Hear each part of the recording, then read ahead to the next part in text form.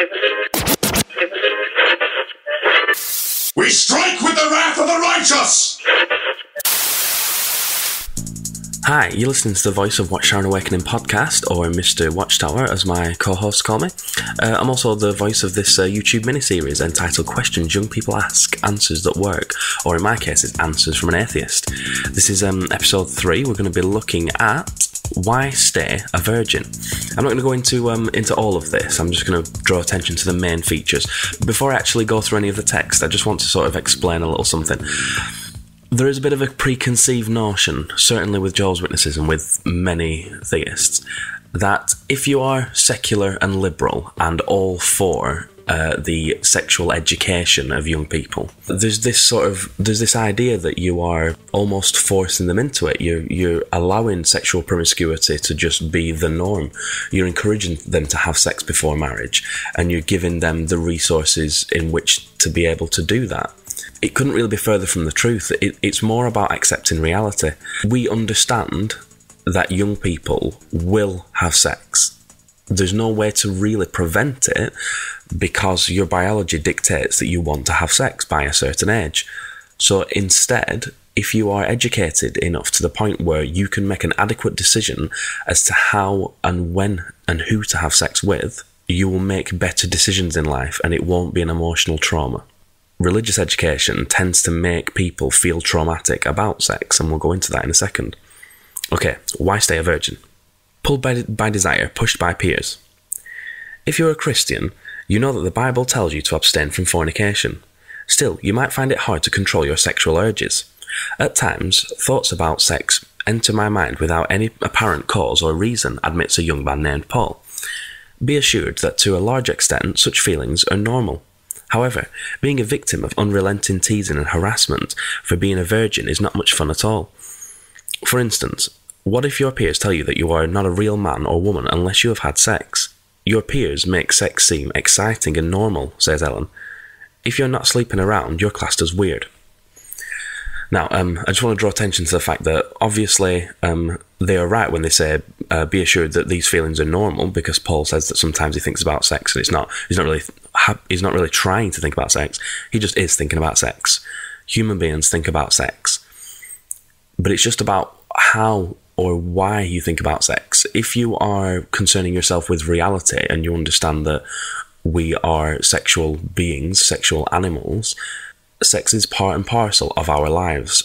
To religious people, like Jehovah's Witnesses, everything about sex is fearful. Everything about sex is twisted and perverse and immoral, unless it's sex in missionary position between a man and a woman who are married, and nothing in between.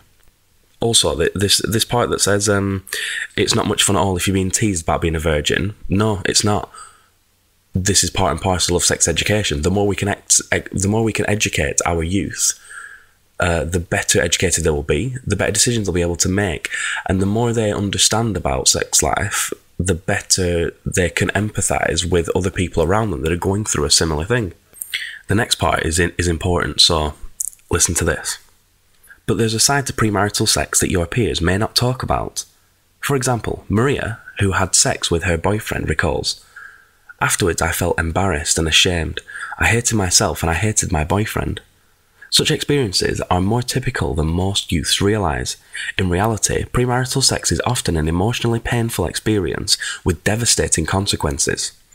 This is incredibly twisted and very deliberate of the Watchtower Bible Tract Society. Just like in the previous episode when we were dealing with masturbation, you'll remember that Jehovah's Witnesses basically tell their youth that if you are to masturbate, it can prevent them from enjoying their sex life when they actually get married.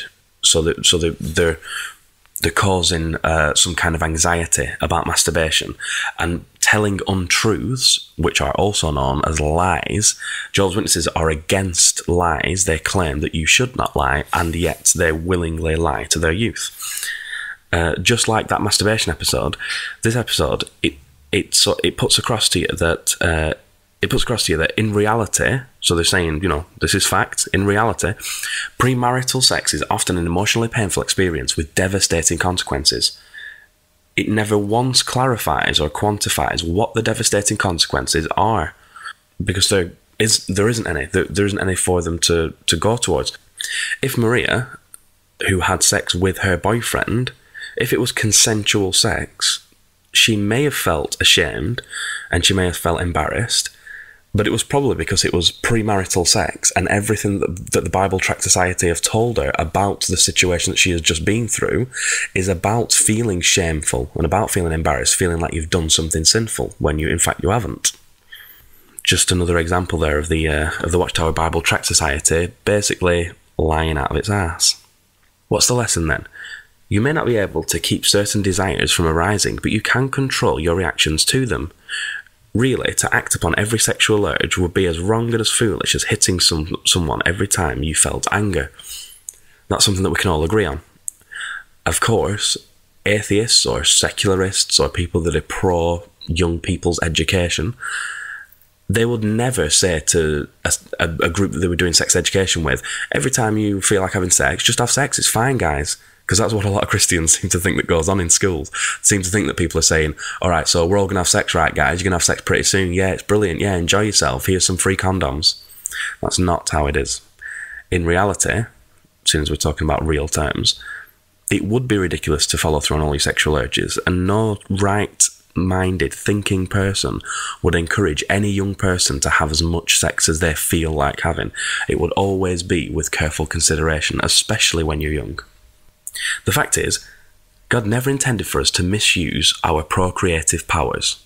We'll leave to one side that there's no evidence of God's existence, but we'll just accept that for what it is for the time being. Each one of you should know how to get possession of his own vessel in sanctification and honour, says the Bible. We'll just skip along a little bit to this area here where it says, what should you do about your sexual feelings? Put simply, learn to control them. You have the strength to do so. Just like all of your emotions, all of your feelings, you should learn to control them. That way you will make better educated decisions. You have the strength to do so. I would leave it there. If I was speaking to young people, if you are a young person listening, I would leave it there. You have the strength to do so. So take it upon yourself to control yourself and make the right decisions. However, obviously we're talking about theism here, so they go one step further. Pray to Jehovah to help you. His spirit can enhance your ability to exercise self-control. No, it can't, because prayer has never been demonstrated to work. And if you pray and you yield results, you can attribute it to Jehovah. If you pray and you do not yield results, you can just say, oh, that's life, isn't it? If you look at watchtower.awakening.com, there's a blog post that I put there entitled Jehovah's Blessing, which goes into a little bit of detail about that. A bit of a personal experience of mine with that. Remind yourself that Jehovah will not hold back anything good from those walking in faultlessness. This is another silly thing, because the Jehovah's Witnesses in other publications will tell you that you cannot really walk in faultlessness because you are a flawed human, so you will make mistakes. It's saying that Jehovah will not hold back anything good from those walking in faultlessness. But you can't really walk in faultlessness because it is impossible for you to be faultless, because if you were faultless, you would also be perfect, and that is a bit of a contradiction in terms. Says a youth named Gordon, when I find myself thinking that premarital sex would not feel so bad, I reflect on the bad spiritual consequences and realise that no sin is worth the loss of my relationship with Jehovah.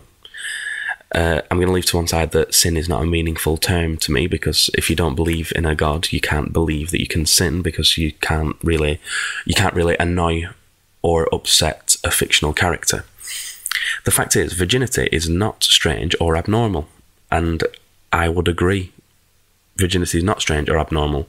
If you want to stay a virgin for the rest of your life, do so. If you want to have sex, do so, but just be educated on the topic. It's immoral sex that is degrading, humiliating, and harmful. And again, if you listen to the Questions Young People Ask episodes that preceded this one, you'll notice that when we're talking about degrading, humiliating, and harmful sex as far as Jehovah's Witnesses is concerned, we're talking about anything outside of heterosexual wedlock. So they're not saying here about degrading, humiliating, harmful sex. They are talking about sex that they view as degrading, humiliating, and harmful, which could be anything, especially like homosexual sex and things like that. So don't let the world's propaganda con you into thinking that something is wrong with you if you hold to Bible standards. By retaining your virginity, you protect your health, your emotional well-being, and most important of all, your relationship with God.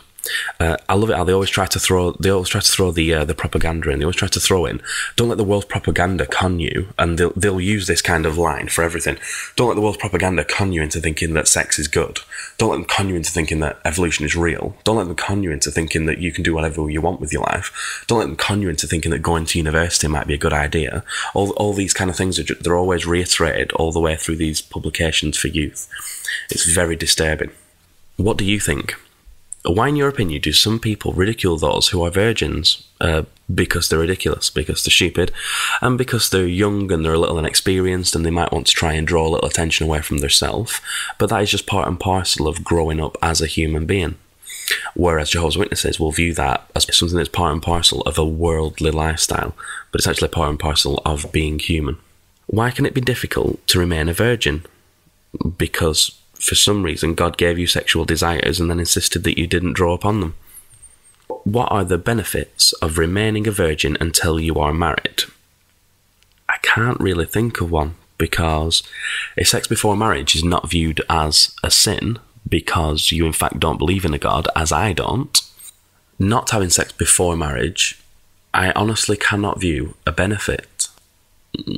In fact, if anything, I think it's probably worse, because then you don't know what you're going to encounter, do you? What happens if you get married and then you don't have any sexual chemistry? I'm not saying that would happen, but maybe it would. How would you explain the benefits of virginity to a younger sibling?